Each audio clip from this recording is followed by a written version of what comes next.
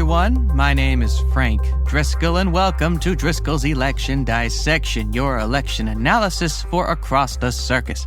I hope you all are doing well today, wherever you are. All right, now on to the next part of our overdrive toward Tuesday, November 5th. On our last show, we talked about the gubernatorial races, specifically the ones that are competitive. But today, a lot more races are competitive, well, partly because there's more seats involved. Yes, today we will be discussing the fight for the upper chamber of the United States Congress. We're talking about elections for the Senate.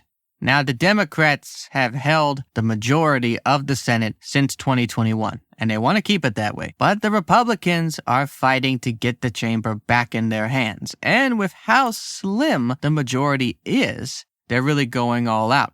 The Republican Party really only needs 2 seats to win the majority of the chamber, or they can win 1 seat, and if Donald Trump and J.D. Vance win the presidency, they will have the majority of a 50-50 tie because the vice president would be the president of the Senate, breaking any tie-breaking vote. And this year's Senate election cycle is rather interesting, a lot of close races. In fact, of the 34 elections in the U.S. Senate this year, about 11 of them are deemed somewhat competitive. Some more competitive than others. Only a couple of those are truly toss-up races, but we'll get to those in a moment. First, we'll talk about the ones that can get competitive in the next few weeks. Now, we'll talk about the likely Democratic and likely Republican seats according to the Cook Partisan Voting Index. We'll talk about those first. Now, according to the Cook Partisan Voting Index, a likely rating means, quote, "These races are not considered competitive at this point, but they have the potential to become engaged." And we have a couple of those right away. Now, I want to start first by saying that the Democrats kind of have the tougher path to victory as they have more seats with Democrat incumbents than Republicans. However, many of them are solid and are set not to really change hands, but that does mean a handful of them could potentially flip, which could give the GOP the majority. First, in terms of a likely Democratic seat, would be the seat in Maryland, an open seat, as Senator Ben Cardin is not running for re-election. Currently, the Democratic candidate, Prince George's County Executive Angela Also Brooks, currently has a good edge over former Governor Larry Hogan. And next, in likely Republican, there are 2 Republican-held seats on that block involving the state of Florida, where incumbent Senator Rick Scott is facing a challenge from former Congresswoman Debbie Mercarso-Powell.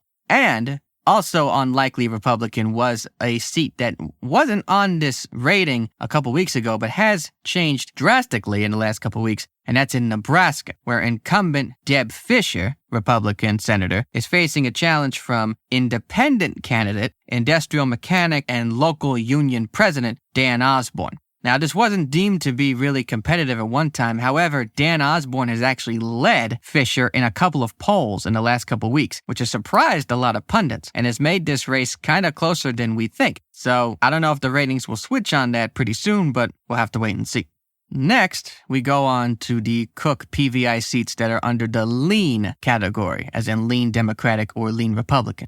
And according to the Cook PVI, those, quote, are races that are considered competitive, but one party has an advantage. So first, on the Democratic side, there are actually 4 lean Democratic seats, those being the states of Arizona, where incumbent Senator Kyrsten Sinema, former Democratic, now independent, is not running for re-election, and Democratic Congressman Ruben Gallego is facing former news anchor and MAGA activist Kari Lake. Then Nevada, incumbent Democratic Senator Jackie Rosen is facing businessman Sam Brown. And then Pennsylvania, where incumbent Democratic Senator Bob Casey Jr. is facing hedge fund CEO Dave McCormick. And Wisconsin, where incumbent Senator Tammy Baldwin is facing venture capitalist Eric Hoft. Now notice that these are all swing states. So depending on how the presidency goes in those states could be how the Senate race goes as well. Then on lean Republican, there are 2 races, and one of them is bad news for the Democrats because one of them is in a Democratic-held seat, and that's in the state of Montana, where incumbent Senator John Tester is facing off against aerospace company CEO Tim Sheehy. Now, Tim Sheehy has done rather well in polls lately, thus making this the Republicans' best chance to flip a incumbent seat this cycle. Also on the lean Republican side is the Senate race in the state of Texas, where incumbent Senator Ted Cruz, Republican, is facing off against Democratic Congressman Colin Allred.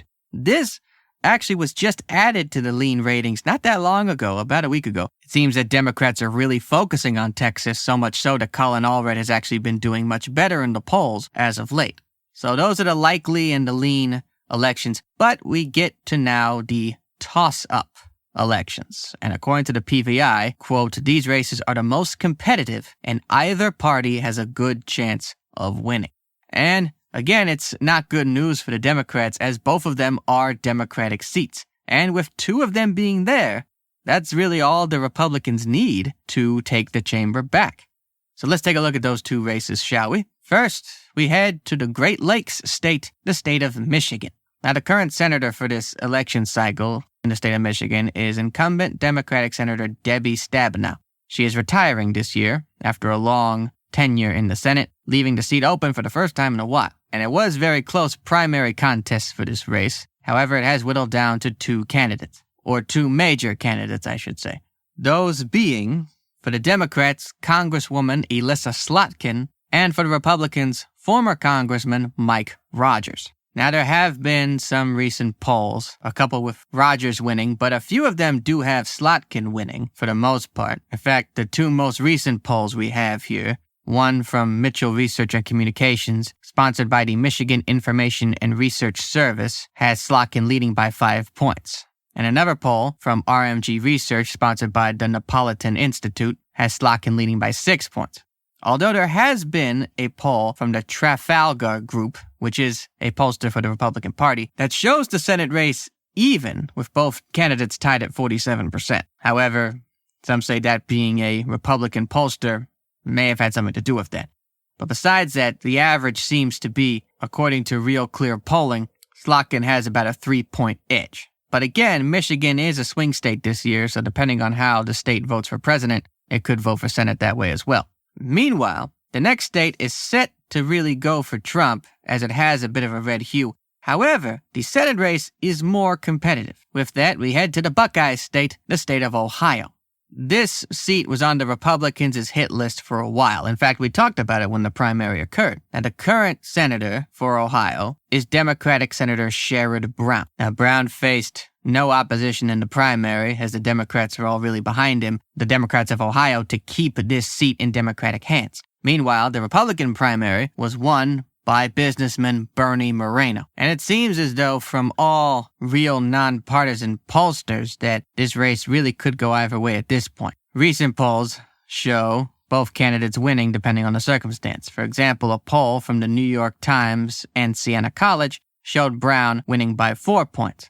Meanwhile, a poll around the same time from ActiveVote showed Moreno leading by 2 points. And on Real Clear Polling, if you bring the averages together, Brown seems to be winning by about 3.5%. In fact, that's a little better than Elissa Slotkin's current average against Mike Rogers in Michigan. So Brown has a little bit of an edge in a sense. However, based on how the state is and how it votes for president and other major races, this does show to be a real toss-up. And it all depends on the final poll, the one that matters, on Election Day. So there's a lot of Senate races to watch that night. Of course, some will be closer than others. It really will be an all-out battle to see which party holds the upper chamber. Only the strong will survive. And as always, if you're willing to learn more about elections in your area, especially the important ones coming up, be sure to check out politics1.com as well as ballotpedia.com. And if you're willing to look at recent polls, be sure to check out 538.com as well as realclearpolling.com.